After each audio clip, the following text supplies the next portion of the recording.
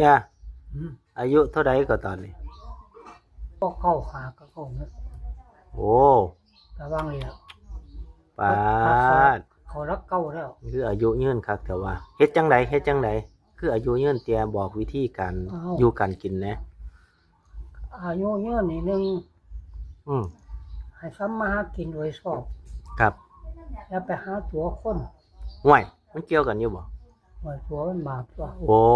ขันตัวผู้สาวกับบาปนั่นบาปไปเลย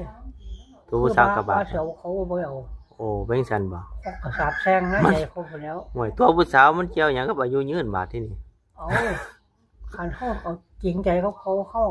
แล้วก็เขาก็ไปแจ้งเอา เออ ไปแจ้งเขาพ่อกับแม่เขาก็พ่อแม่ก็ยกให้เป็นเมีย ห่วย แม่ก็เลี้ยง ไปแล้วบัดนี้ กัน ไปทางผู้สาวแล้วบาดนี้บ่ได้เว้าเรื่องอายุยืนแล้วบาดนี้ อ๋อมันก็ไปมันก็เป็นคู่กันไป เออโอ้ถ้าอายุยืนนี่อย่าไปตัวผู้สาว แล้วไปตัวเขาสาบแช่ง โอ้ ขันหมอเอาจะไปเรียนกัน เออ กันม่วนปันไปธรรม อ่ะ ดา โอ้เอามีวิธีอื่นอีกบ่ ขันไปรักเขาขันเขาจะจับ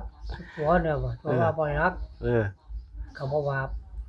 บ่ อืม มันเกี่ยวกับอายุยืนอยู่บ่ กับเกี่ยวกันอยู่ได้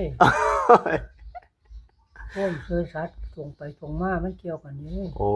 แม่นบ่เตี้ยโอ้นี่บ่มีวิธีเดียวนี่เนาะ อืม